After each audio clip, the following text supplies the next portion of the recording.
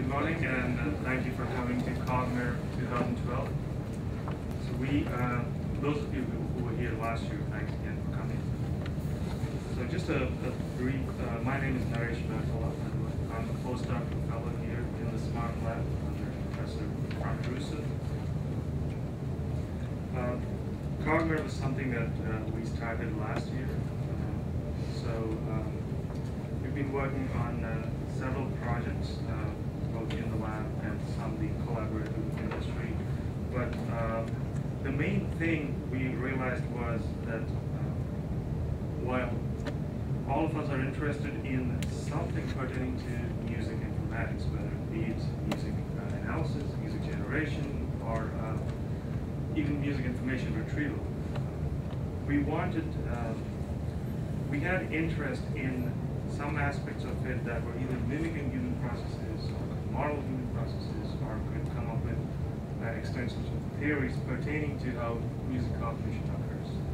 So this interest led us to start CogMIR. So Frank and I started CogMIR last year, and the momentum has luckily been there this year as well. One other goal for us is to bring everyone, be it academics as well as audio engineers and people from other departments who have some interest in music cognition, and would like to see it applied as well.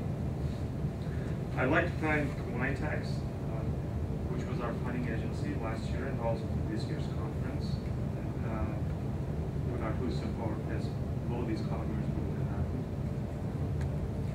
I'd definitely like to thank our Keynote speakers who made an effort to come distances and taking the time to come here. I'm very excited about the talks that they're going to give, as well as our invited speaker. We have a very packed session today, so pace yourselves, and there's coffee there, there's juice, and there'll also be lunch later on.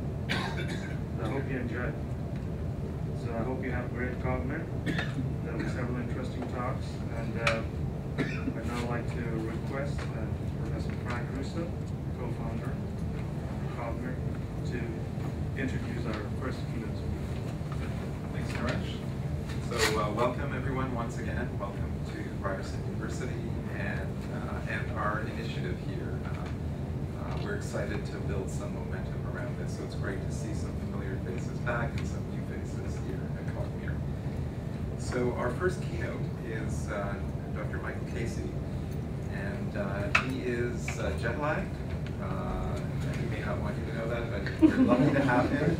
He's fresh back to the continent from Spain, where he's been on holiday. And a little bit about him: he is the director of the Bregman Music and Auditory Research Laboratory, chair of the Department of Music and adjunct professor of computer science at Dartmouth College. He obtained his doctorate in 1998 from the MIT Media Lab, and was subsequently a research scientist at the Merle Computer Science Research Laboratory in Cambridge, delegate to the International Standards Organization's Moving Pictures Expert Group, and professor of computer science at Goldsmiths, University of London. That was all before joining the faculty of Dartmouth. Casey's research explores the connections between music, information, and neuroscience. I think you'll see that cluster of ideas reflected in the bios of most of our speakers today, so he's in good company. His work has been funded by Google Inc., Yahoo, the National Endowment for the Humanities, the Newcomb Institute for Computational Science, and the UK Engineering and Physical Sciences Research Council. He lives with his wife and 2 children, who he dropped off conveniently in Hanover before arriving today.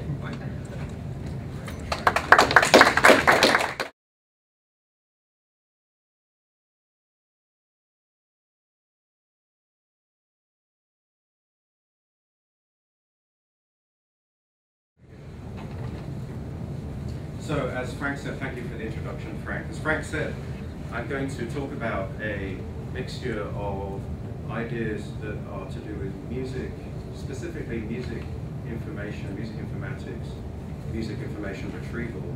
How many people are familiar with music information retrieval at some level? Yeah. Oh, great. Okay, good. Because I'm not going to do a lot of explaining of any of these things. There isn't time. I'm just going to talk about their intersection. And so music information retrieval and some brain imaging from neuroscience, things we can do in that kind of information space, and then how you can relate those two information spaces. And I also do this in the context of relating to behavioral studies as well. So the idea behind our work is to start looking at mapping mental representations of music.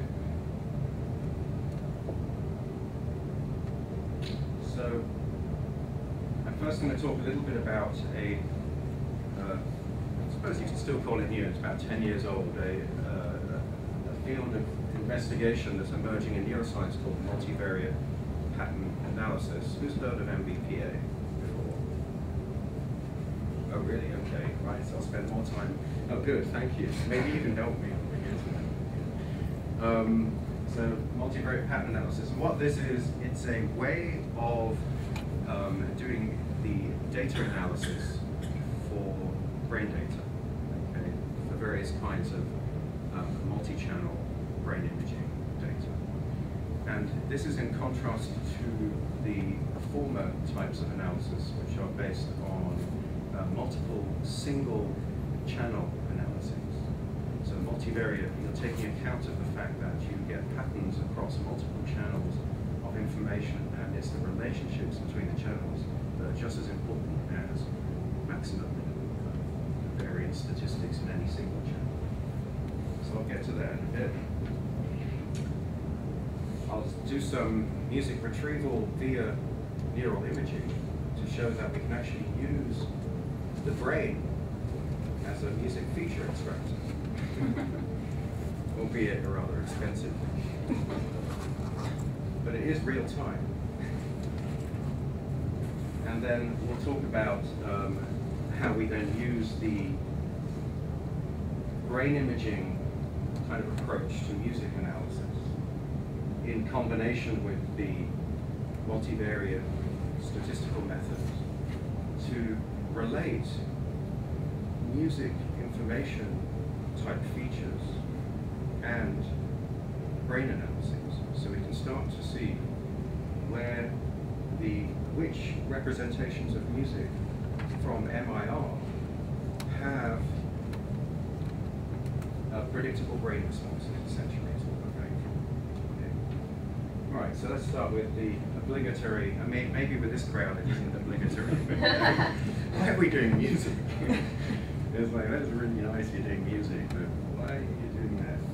Well, for a few good reasons.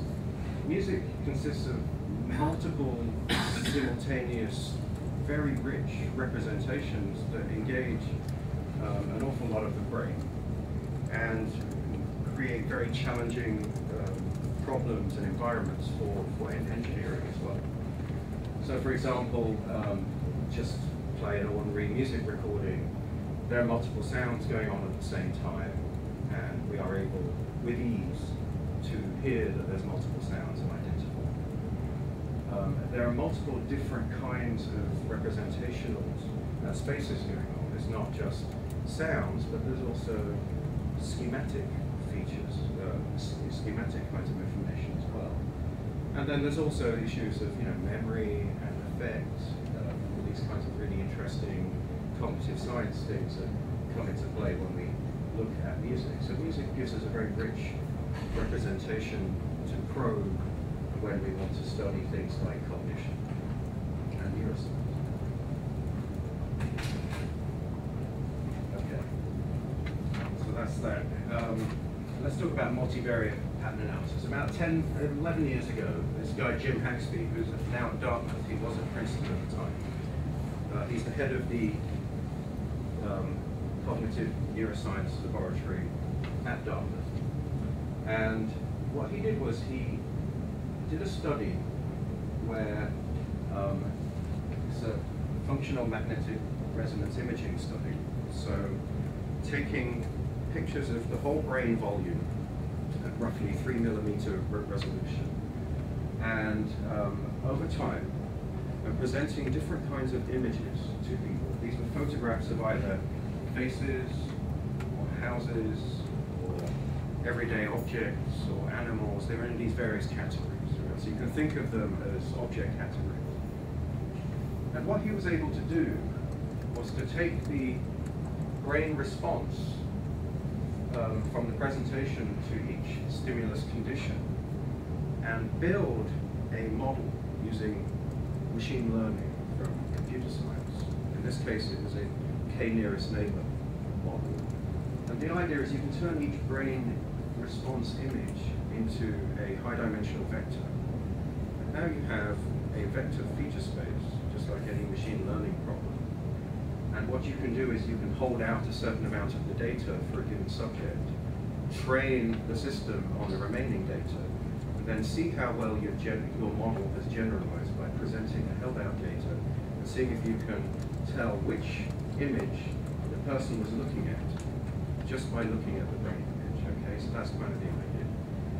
And the multivariate part of this is it uses the whole brain, it uses the pattern of activation across the whole brain. And here's the really important part of that, is that the idea behind this, instead of looking for a single point of peak activation or some kind of threshold activation, which is what you would do in a general linear model approach, what you do is you count both high and low activations as long as they're correlated with the stimulus. Right? So the idea is not only is it a distributed representation, but here's the key, it's also an overlapping representation. That voxels that are implicated in recognition of different categories can be shared between categories. It's just that they are part of a distributed representation that has a different pattern in one category and another pattern in a different category. So this idea of overlapping, distributed and overlapping representation is really key to the multivariate approach. And what they've been able to show is that you can do these kinds of predictions using machine learning more accurately and in a way that's more interpretable than traditional GLM methods. This is all the subject of some debate, and GLM, of course, has not been replaced. It's still used widely in clinical practice. But multivariate pattern analysis, what it does is it gives us a new way to investigate brain imaging. And conveniently for us, those of us who are computer scientists who have worked extensively with machine learning, it gives us something that we understand, because we understand high-dimensional vector spaces. So now we can be neuroscientists and pretend to be for a while. Luckily, we can work with neuroscientists and our computational models and start to try and form collaborative understanding of these kinds of spaces. So here's the basic idea, is that here's a stimulus presentation. There's a bottle there, that if you can see that, here's a shoe. And what you do is you turn the whole brain, all the voxels, of which there are three-quarters of a million per brain image that you take, three-quarters of a million voxels. These are just features. You take the whole brain and you rasterize it into a big vector, just meaning, you kind of scan in some order and you make a big feature vector out of it that have three-quarters of a million dimensions to it.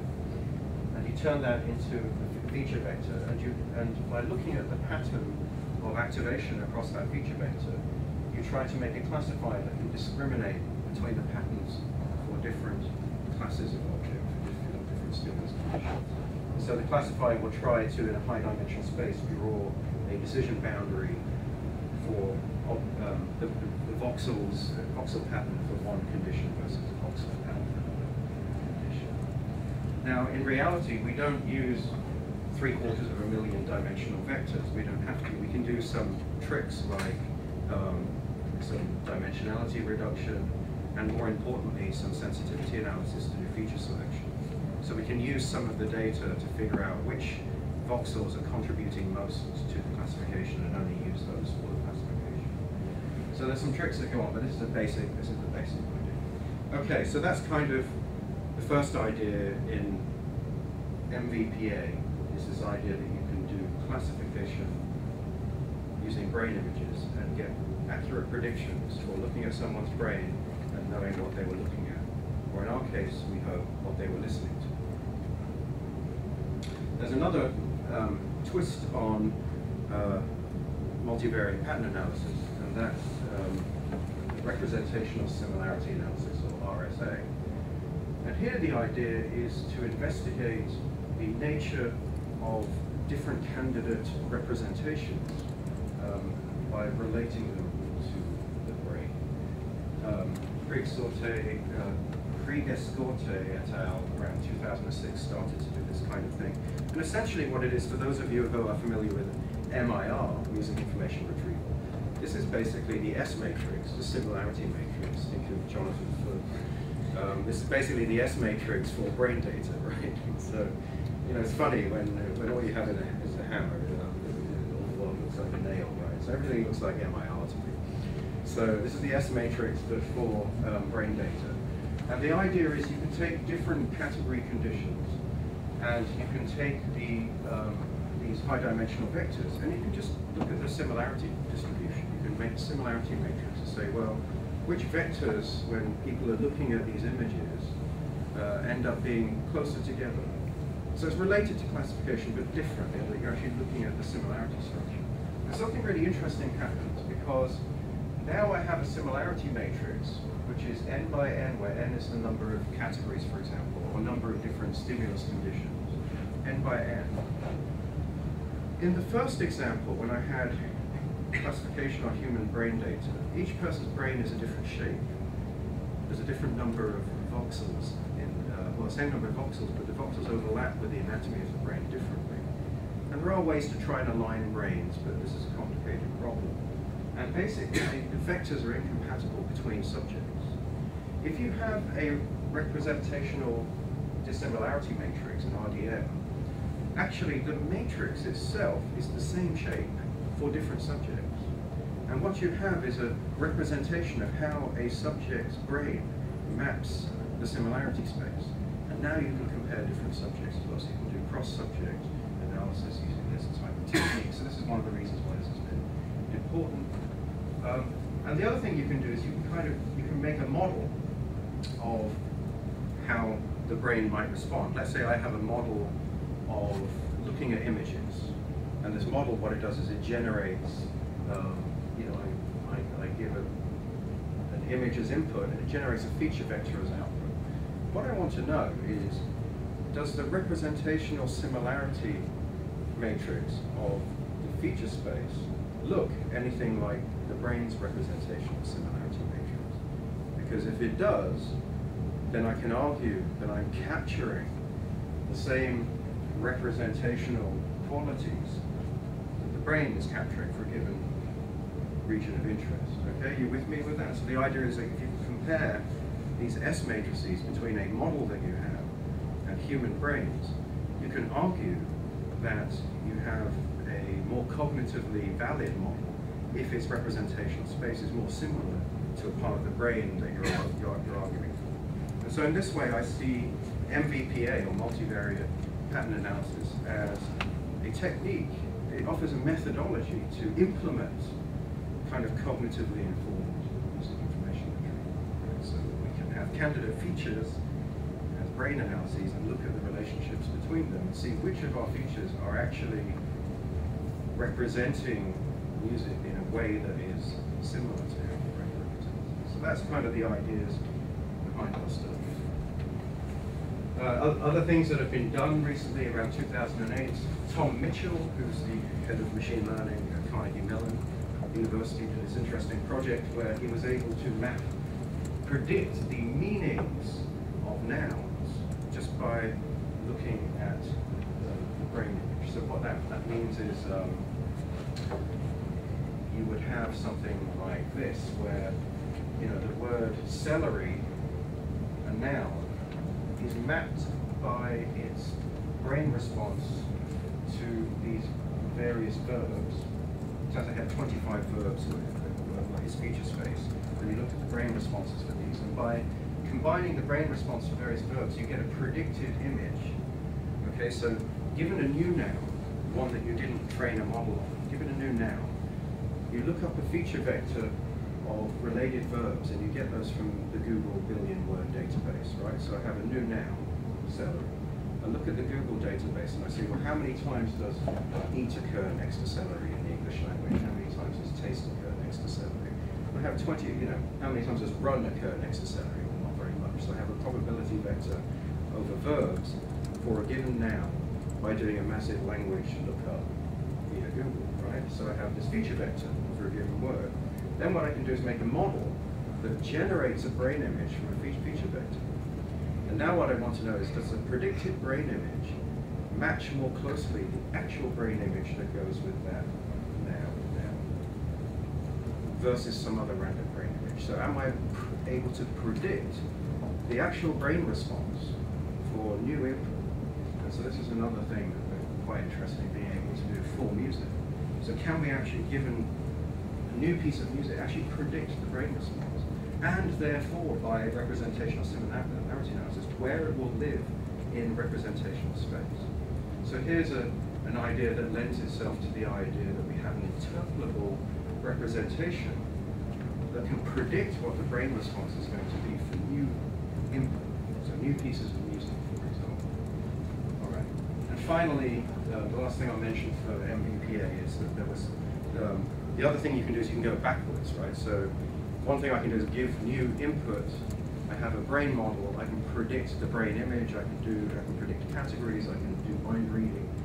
But another thing is to go backwards and take a brain image and to reconstruct the thing that you are seeing from the brain image. So you hold out a certain amount of the data, you train on images, brain responses.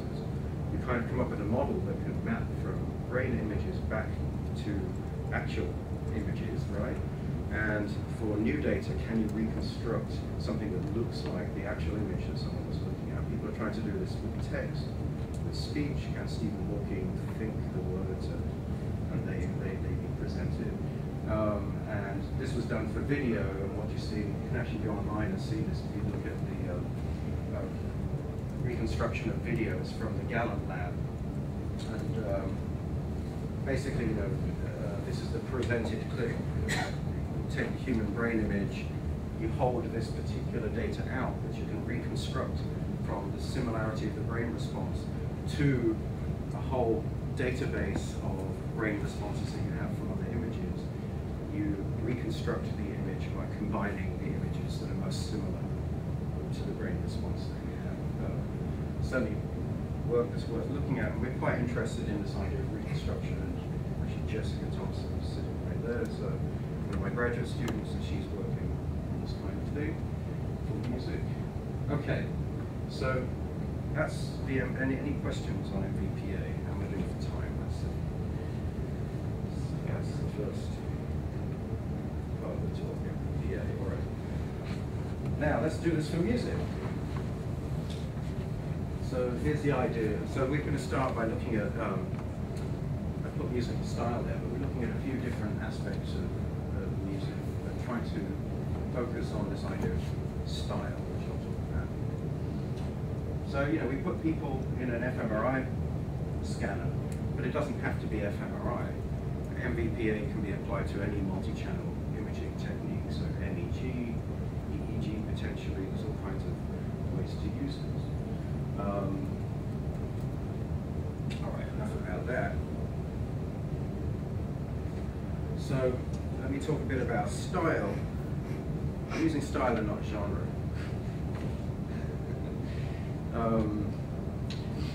Here's why. I think of genre as something that's sort of defined, and I don't want to get into a philosophical discussion on this, but it's sort of defined mainly by commercial use case patterns, right? So, but style isn't as overloaded as a term, so we can now start to overload it with an alternate notion of genre. So basically what we did was we used Pandora. Why do we use Pandora? Because Pandora is a service that when you seed with a particular artist or a song, let's say an artist, and it actually has a similarity engine behind it. There's essentially human-entered high-dimensional feature data that then gives you something that most people would agree seems like a reasonable, yes, this stuff seems to be in roughly the same style, and it's much more contained than genre. And I'm thinking, you know, heavy metal can cover everything from early 70s kind of glam kind of stuff to kind of, you know, black metal Europe right now. And they don't seem very similar to me, whereas this kind of stuff generates things that are sort of more in the same vernacular, at the risk of kind of repeating itself after a while, but certainly not before a couple of days have passed. All right, so we took we actually started with a 12 class study and then designed the fMRI experiment and realized we'd have people in the scanner for 2.5 hours. So we'd be scanning people who were asleep. So we decided to drop to a 5-category experiment, and we have 5 exemplars from each of these categories that are randomly sampled from an hour's worth of Pandora radio stream. And we subscribed to Pandora temporarily so we could get the higher bitrate streams, and then unsubscribe. We took 6-second clips from the center of the song, such that the 6-second clip was centered on the center of the song and aligned to the nearest downbeat, so that we actually had a metrically aligned clip. We did 5 stimuli per category, which means we had 25 clips, 6-second clips in total. We had 15 subjects. We actually scanned a lot more than that, but 15 subjects worth of usable data.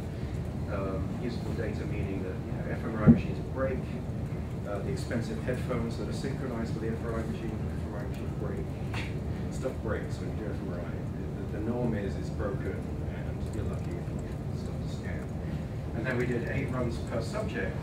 So that's 25 stimulus presentations in 8 independent runs, so that, you know, you do it multiple times.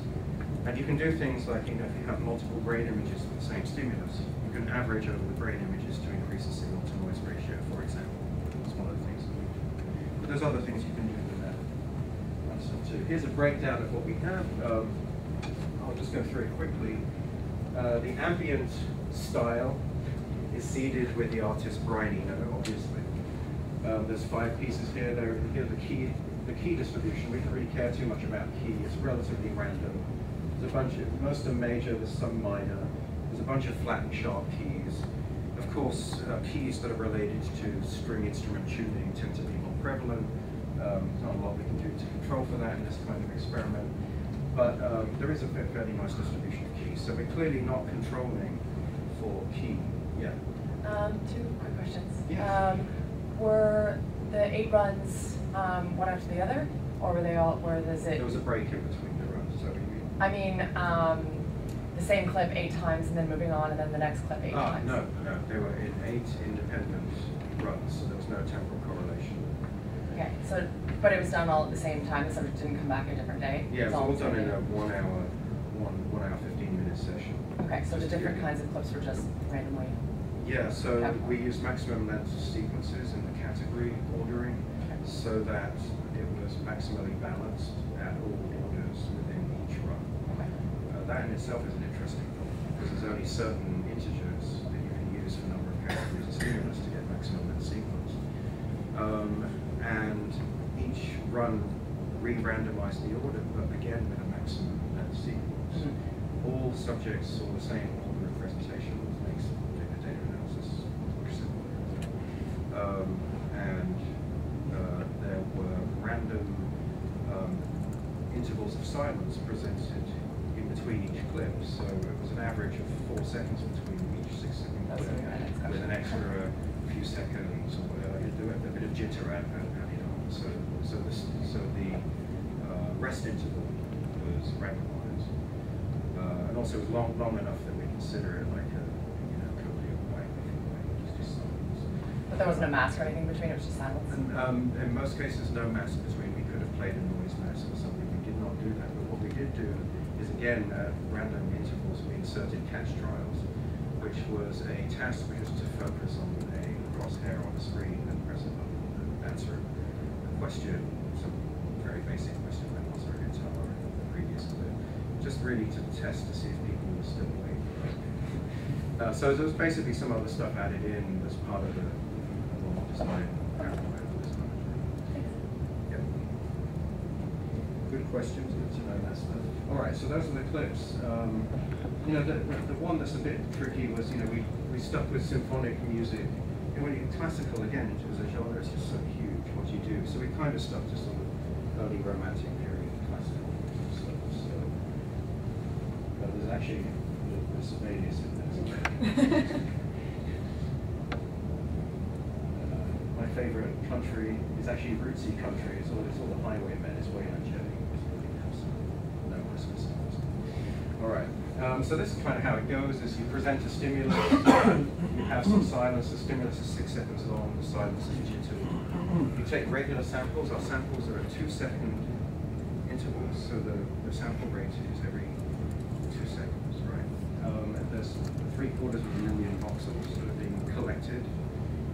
Each voxel generates what's the blood oxygenation level dependent signal response, which is essentially how much oxygen is going to that part of the brain. That has a kind of slow response curve. In the general linear model approach, you try to deconvolve the response curve of blood oxygenation level so that you get kind of something that looks more like an event. In our experiment, we don't have to do that, but what we do have to do is, because the fMRI scanner is rasterizing the three-dimensional brain, each voxel is actually taken at a slightly different time, so you have to time align the voxels. So there's a bunch of kind of stuff you have to do. It's not trickery, it's just basic signal processing that you have to do to do this kind of thing. Okay, so let's jump. So the first thing we did was it's actually not the first thing we did. The first thing I'm going to tell you is this. And that was to make a support vector machine classifier using the whole brain. So this is a mask that's applied to the whole brain. These are slices, axial slices starting at the bottom, slicing our way up through the brain. And the colors represent the accuracy for a classifier. It's a single subject, but the accuracy for a classifier, in this case between two different classes, right? So it's saying that the red parts are the most accurate, dark red being almost 100% accuracy. I think orange-yellow is about 50% accuracy, which would be, in this case, baseline, right? So it's a two-class experiment. So it's just starting us off. And what we see is, not doing very well, not doing, some orange, a little bit of red, here, red, red, red, red. So what this is telling us, when we kind of map the whole brain by taking, it's a searchlight, because you take little spheres of the brain, and you overlapping spheres, and you kind of search through the brain and run the classifier on each sphere. And what you want to see is, well, how well do the different parts of the brain do at the task of, meaning I take the vectors and I make a support vector machine classifier.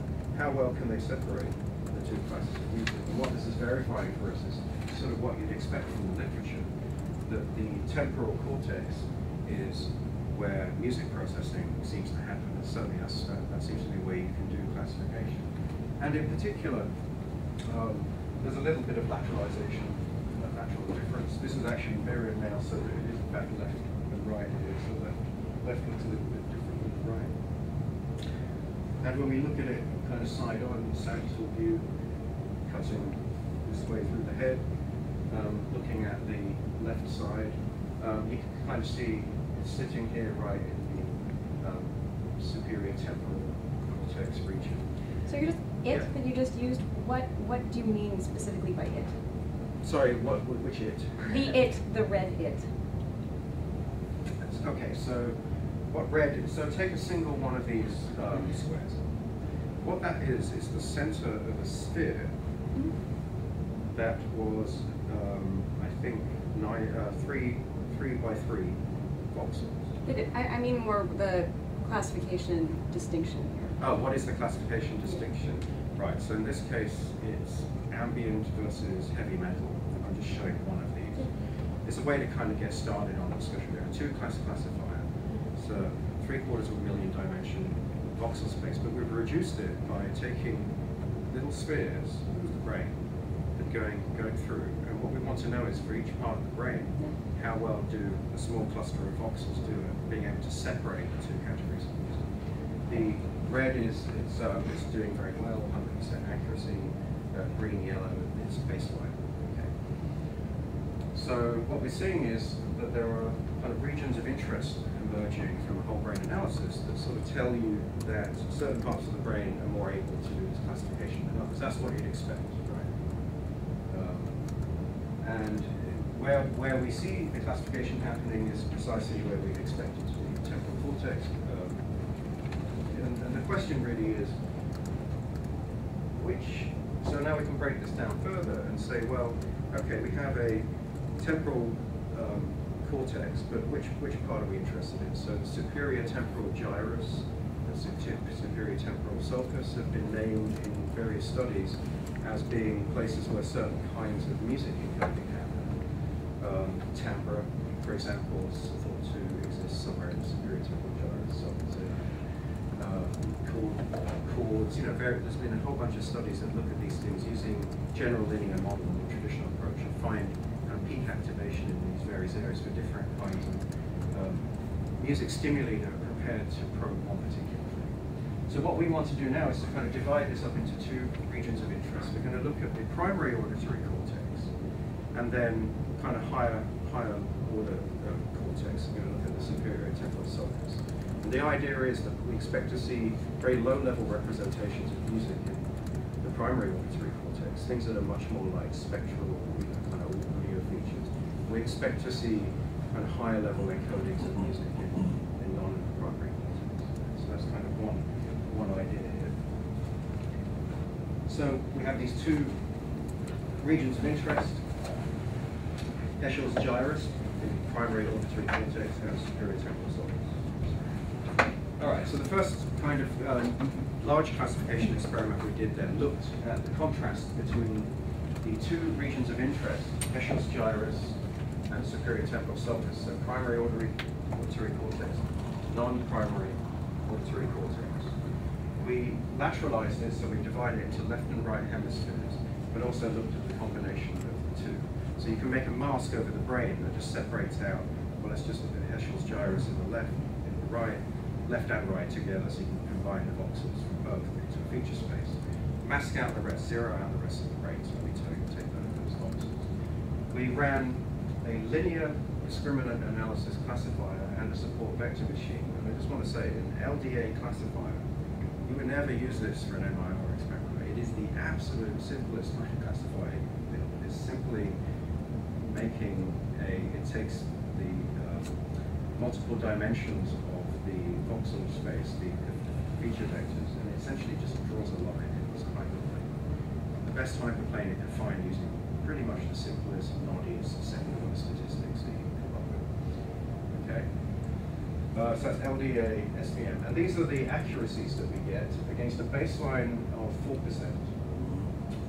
Our minimum accuracy is at baseline, and that's actually for superior temporal sulcus used with a linear classifier. That's a linear, just plain old linear hyperplane classifier.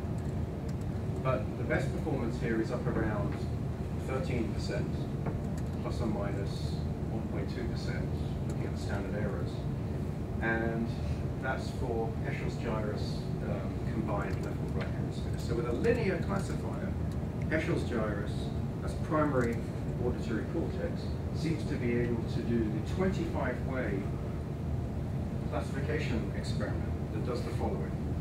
We have 8 runs of data. We train on 7 runs of the data and hold a run out.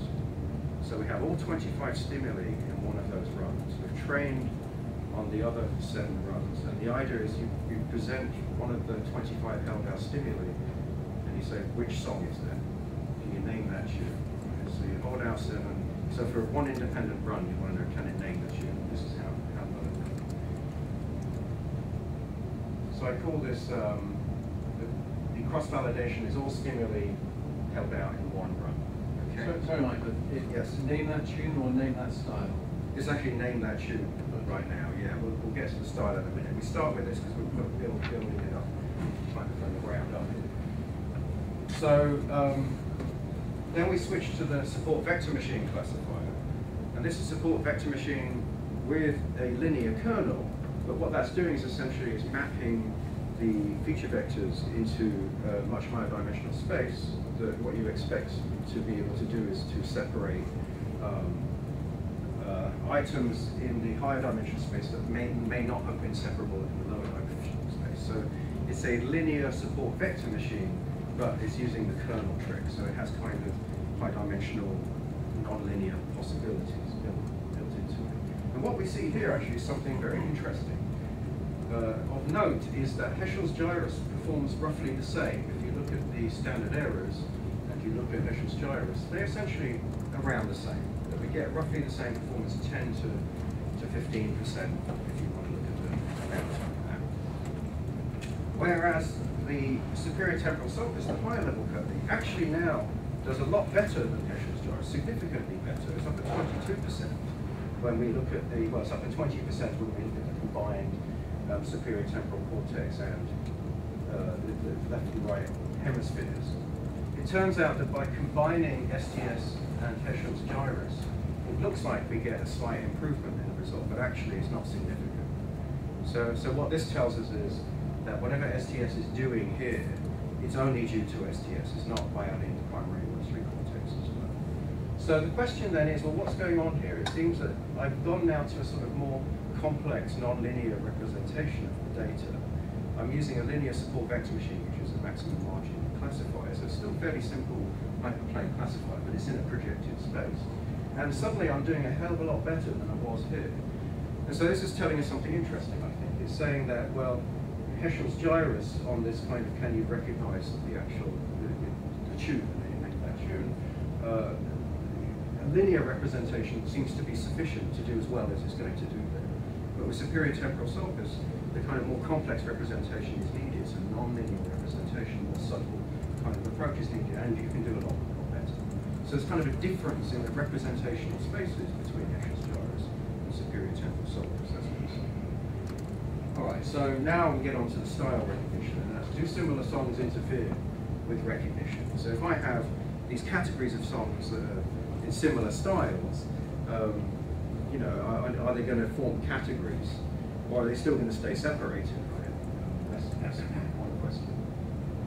And so, can we generalize this idea of name that tune to the idea of musical styles, not just telling the difference between different stimulus presentations, but actually generalize so that given a new piece of music in one of 5 styles, can it put it in the right category?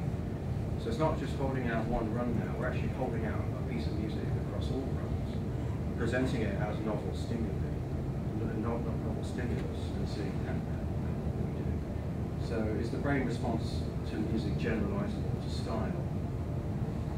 We use a linear SVM, and we also use the LBA classifier, and we're doing ANOVA F statistics on the features as a feature selection.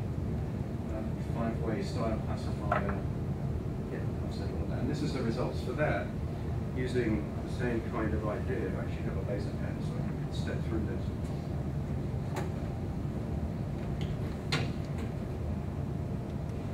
As if my son hasn't worn the battery. Oh, there we go, I'm good. All right, so again, linear discriminant analysis support vector machine. This is the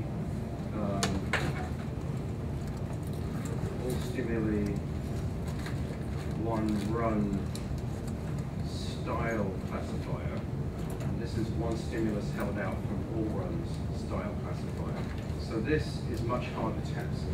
So in this task, what we've done is we've trained on 7 runs worth of data, and then for the 8th run, we're testing to see can you get the right category for each stimulus. So you actually have seen the stimulus in the other 7 runs, just in independent runs. Here, we're actually holding out the stimulus from all runs. Training, the target is the style category. Training on the remaining data and seeing for the held out data, do you get the right style? Okay, so this is a much harder test. But we see much higher numbers here than we saw for the name that tune experiment. And we see actually exactly the same pattern. That is, Heschel's gyrus with a linear discriminant analysis does as well as it's going to do, because SVM doesn't boost it at all. And superior temporal sulcus is boosted, is at baseline for the linear classifier, but is boosted by the support vector machine, supporting the same argument. The representation is likely more complex and needs a kind of kernel space representation in order to capture the information that's encoded in there. And when we go to the harder, we're leaving out, now this is the novel stimulus, this is really what you want to do for a completely novel stimulus. How are you doing? It's actually very, very good, very significant result, and it's exactly the same pattern that we see. So again, linear, great for primary auditory cortex, need kernel methods for higher temporal cortex. Okay, and now let's do a human and machine comparison. And this is a confusion matrix that's generated by the classifier, meaning that if the target style for a given stimulus was ambient, this is the distribution of styles that it got confused with. Ambient, rock and roll, heavy metal, symphonic, country. So ambient got confused with symphonic, and likewise symphonic got confused with ambient, or many of the other styles. And what we see is rock and roll got confused with heavy metal and with country to a certain extent. And we see that pattern repeated and repeated here. So note that. We also see the same human, these are in percentages if you like, because there are 100 trials essentially. But humans exhibit exactly the same pattern of confusions, just to a lesser degree. That basically ambient and symphonic were confused, if anything was going to be confused. That rock and roll, heavy metal, and country were confused in various ways, if anything's going to be confused. The only one that is different is symphonic was never reciprocally confused with ambient. Right? But this is very interesting, because what it's saying is that when we ran a behavioral experiment, when we presented the same stimulus to a different group of people, just as a, tell us which style is it, exhibited roughly the same pattern of confusions. That's what you want to see. So whatever the SVM classifier is capturing there, it's capturing the same type of confusions that we see in behavior. So just looking at this, there would be, so we've said there are basically two groups of confusions. And we want to note that one possible reason for this is that when you listen to the stimuli, which I haven't played too much time, you listen to the stimuli, the ambient category neither has voice nor percussion in it. And the symphonic category neither has voice nor percussion in it. Whereas rock and roll has voice and percussion in it for all of them. And it doesn't just stop there, it has heavier bass in it. In fact, this is very interesting because it seems that the primary differentiator between these two groups where we see the confusion effects is timbre. And there's at least one person in the room who I know can tell us quite a bit about musical style classification and timbre. So timbre has always been a really important underlying feature for style/genre classification. And I think what we're doing is we're uncovering here. Let's look at the time. So we're probably 10:45. I'll try and rush through the last bit here. So one question is, do either voice or percussion dominate? Now we have a confusion and we need to try and untangle this. So we ran a follow-up experiment where we took two of the categories, ambient and country, and we had them with voice, without percussion, with percussion, without voice in each of the two conditions, so that we could kind of try to disambiguate which of those two timbres, let's say, were either of those two timbres or timbre itself just dominating over the category. So we ran a second experiment, and that was to have ambient with percussion but no voice, ambient with voice, no percussion, country with percussion, no voice, country with voice, no percussion. So we have a 4x4 experiment. And this is what we got. That we certainly, the baseline here is 0.25, because there's a 1 in 4 chance now of getting the category right. So its baseline is a little higher than 0.2, which is a 1 in 5 we had before. But we still have very significant results. And we see a certain pattern of confusions here, so we check a word pattern. That ambient percussion by the machine was confused with country percussion. But ambient percussion was not confused with ambient voice significantly, meaning that timbre for the machine classification dominated over some abstract notion of style that was independent of timbre. So just to summarize that, we kind of see this pattern, that different style, same timbre were more likely to be confused than same style, different timbre. And again, the question is this true for humans? We get from the follow-up experiment and behavioral study, and what we found was that humans were likely to confuse both, that the country voice, ambient voice, the different style, same timbre, was got confused, as well as same style, different timbre, which got confused more. Same style, different timbre. So same style, different timbre got confused a bit more, contra to our model. But different style, same timbre also got confused, supporting. So there's a contra there. But when we look at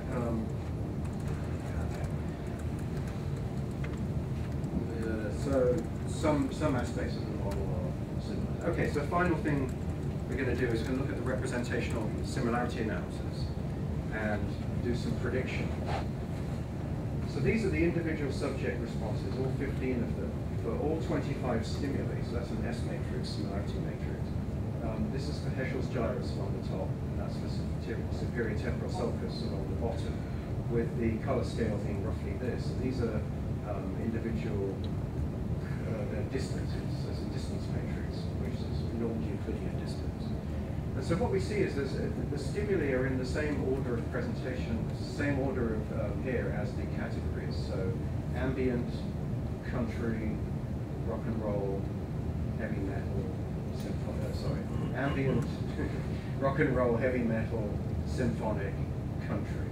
And what we see is that the confusions are manifest, especially in STS here, where we see that the rock and roll and heavy, rock and roll, heavy, and country, rock and roll, heavy, and country are showing, what are they showing?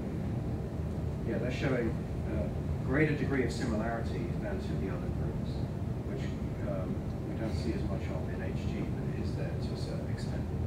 So that's just looking at the individual stimulus presentations. This is the S matrix generated by the brain. These are the two different regions of interest. Now what we're going to do is do the same thing with audio features. So we took a bunch of different audio features, and we took a bunch of schematic features too. Let me just talk about these briefly. So the audio features we did were we took a constant Q spectrogram, so something that's essentially an ear-like model of first stage processing. It's a power spectrum on a quasi-logarithmic scale, 12 bands per octave roughly. And then we also used these schematic, so that was a constant Q spectrum. We also took MFCC coefficients, did a low Q frequency liftering, meaning we just retained the first few MFCC coefficients and then mapped back to the spectral domain, so we have a linear representation of the low Q frequency spectrum. So basically it's MFCC coefficients mapped back to the spectral domain. That's a very common representation of timbre, it's argued. It first came about due to Plonk in the 60s when he was studying the timbre vowel spectrum, when he took PCA on the spectrum and found features, PCA the log spectrum, decorrelated log spectrum, found features that are very much like Kestrel coefficient. All right, and we also took the high Q frequency Kestrel coefficients, and we took chronogram as well. So 4 fairly common kind of MIR type audio features. In terms of schematic features, this is melody. Can anyone tell me?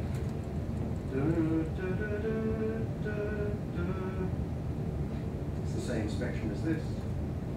It's You Shook Me All Night Long, AC/DC. And the encoding that we use is the key is along the bottom, there's an index, and then there's a place-based coding of where each note occurs, and there's a 13th category for, there's a rest. Right, so this is a kind of schematic encoding of melody. We did the same kind of schematic encoding of harmony, where we put the harmony notes in. We did the same kind of schematic encoding of bass, and then all combinations of them, so 7 different schematic features. We have these audio features. And so, for the audio features, the representational similarity looks a bit like these. So that's just taking the feature vectors that you get by extracting those features and making similarity matrices out of them. The question is which one is most similar to the brain response. We looked at STS, and actually MFCC's timbre were actually very, very highly correlated with the brain response. That's not what MIR people want to hear. MFCCs win. But that's not actually the whole story. That's looking at, we kind of did it with all, this is for the 4 audio features, this is for the 7 different schematic features. And what we find actually when we do this, I don't quite have time to dig too much into the results here, but we found that melody, out of all the schematic features, melody did as well in the superior temporal sulcus as timbre did for the audio features. So in fact, whereas timbre had a higher effect size, in more of the possible category confusions, melody had greater predictive power when we came to the next step, which is regression modeling. So both melody and timbre are highly implicated. This is the pattern of similarity where we see the style and timbre kind of 4-way confusions. And we see actually the same pattern of similarity. It's just more compressed in the machine model than in the human model. But very significant similarities. All right. What this is showing is for each of the audio representations, we kind of get an effect size and a significance. And that's what allows us to say that timbre did best. All right. Finally, we did a regression model where we do predictive modeling. This is how it works, is that we present audio features. They could be schematic features or audio features. We have a vector representation of the features, and we do have some kind of regression model. And again, I trained 2 flavors of model. One was plain old naive, non-covariance linear regression, treating each channel as independent. The other was Gaussian process regression, which is a highly favored regression technique these days. And this is the idea, as we did the Mitchell experiment, where we train on all the data but holding 2 target sounds.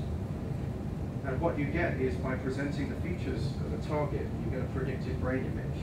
And the question is, does the predicted brain image look, or is it closer in distance sense to the actual brain image that was caused by that held out data than some other random deep decoy image, right? So we actually did an exhaustive testing of all pairs.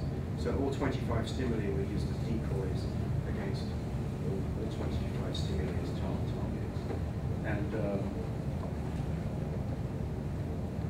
bottom line from this for the audio was that the feature that most has the largest effect size and highest significance in that experiment for the audio feature space was the timbral feature, which scores significantly above the other features for being able to see if the brain image is closer to the presented stimulus, right? So that means that we get significant results for predicting the brain image. All right, there's a whole bunch of stuff that just shows us that. And finally, I just want to, and also we did the same for schematic features, and it turns out that melody had essentially greater significance. It was able to predict the brain image accurately in more cases of the target and the deep decoy, in more combinations than timbre. But the effect size was smaller, meaning it wasn't as accurate. So it was higher significance for more of the different combinations of targets and decoys, with melody encoding as schematic encoding, but wasn't as accurate in each of those significant categories. So when timbre was doing well, it was doing really well. Where it failed, it just failed. So those are the kind of conclusions from that at the moment. I just want to say a final thing that we're doing right now is looking at semantic features. Jessica's talk today, well, Jessica's poster today will be about predicting musical tags that you get from, crowdsourcing on the internet. Musical tags from brain images. So this is semantic encoding. So can we take brain images and predict the meaning in terms of tag space of the presented music. So that's what that study's about. I won't give away the ending on it. All right, so that's it. So presence of the same sounds using the MVPA technique seems to create between category confusions. That sort of points to timbre as being an important part of style. But we also found other representational spaces to be important, like schematic encoding, such as melody, very important. My latest results seem to imply that harmony is very important too, but only when you do it in a certain way with the right kind of modeling, so things get quite complicated. Basic findings in audio space are that superior temporal sulcus does better at all these tasks than Heschel's gyrus, so primary auditory cortex isn't enough, you've got to use the higher temporal cortex as well. So these are the kind of conclusions of doing a combined fMRI and MRI kind of study using the MVPA. So I'm suggesting that that's a technique that one could use to explore cognitive validity of different kinds of features. All right, well, thanks to these my collaborators. Thank you very much.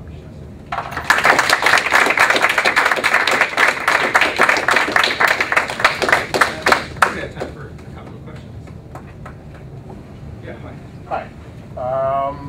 Quick question about melody. What's the minimum window size that you would need in order for melody to start performing as a feature? That's a great question. Well, we had 6 seconds, so I have no maximum minimum. That's all I had. Right? Okay.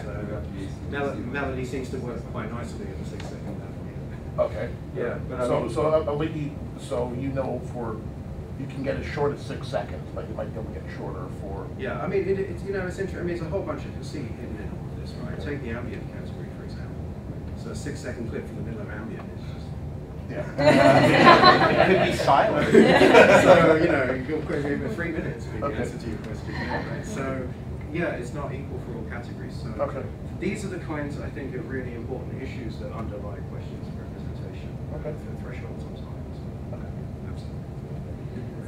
I'm curious to know what other options there might be then to assume that timbre is dominating the information that you're getting out of this analysis, out of this type of experiment. You have 6 seconds from the middle of a piece. So for something like a symphonic work, you're probably not hitting one of the main themes, So again, it's kind of like ambient and it not being very clearly determined. People might not be able to form very good expectations, and so that processing, or have very fixed temporal expectations, so that processing kind of dissipates.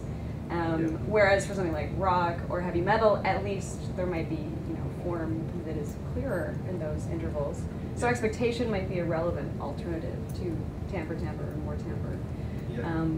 Other characteristics might be like structural, like rate of change in terms of whether it's a long sustained versus shorter, which are part of our ideas of style, I think, but I'm not sure if they're captured by the same. Temporal dynamics is going to be very important to trying to get a more sophisticated map of the different kinds of encodings. Absolutely. What do you think you'd get if you took different 6-second excerpts of the same pieces and then tried to sort that? That's a good question too. I mean, if it was the intro, I think it would have a different effect. If it's not the intro, probably wouldn't matter that much. But one should try that. The other thing we're going to try actually is why take clips at all? Why not just let people listen to music? In fact, it turns out that you just don't need to design the experiment this way at all. Just listen to an hour of radio stations and kind of do the same thing. So, I mean, there's a lot of questions about temporal scale and how you segment things. Yeah, absolutely. I wonder whether there might be the opportunity to have a bit of fun with the controls that you could design for an experiment like this. So you have different categories, and they have different timbre features for the different categories. Okay, so what about recomposing one piece from one category using the timbre from another category? So you can flip things over and see whether timbre is still the main confusing factor, or the main determinant in the categorization process. I think it's a really great idea. I mean, so we're using natural stimuli. Our hypothesis is that there's a lot to be mined out of natural stimuli without controlling a whole bunch of stuff. But then, when you get to the detail of the question, now you start to need controls. And I think such a control would be really interesting. Because it maintains a sort of natural stimuli, right? But then it's just playing the game with the stimuli. Yeah, exactly. Find that out. You find a band that will play some classical music in the style of heavy metal. Skies. Right. There you go. Just one more question. So you find that that non-linear sort of effect with the software vector machines versus the LPA, and I'm wondering, like, there's a topology in that data that sort of, I guess, you ignore it, turning it into this giant high-dimensional vector, and then maybe you recover some of it by projecting non-linearly. But in a sense, you know the manifold. It's like not like machine learning where we don't know it. In this case, you have some geometry. So I wonder if anyone has tried to do some encoding that preserves that topology or somehow takes into account the 3D structure of it. That's fascinating. I have had conversations with a couple of neuroscientists who are looking into things like that, but I can't say anything more than that. Yeah, but it's a really good point. His point is that we know the shape of the data in a sense, right? I mean, of course, the neural processes themselves have all kinds of responsive tuning kernels and the rest of it. And in a sense, I think that the kernel trick is helping capture some of that. Sounds good. Okay, great. Thank you very much.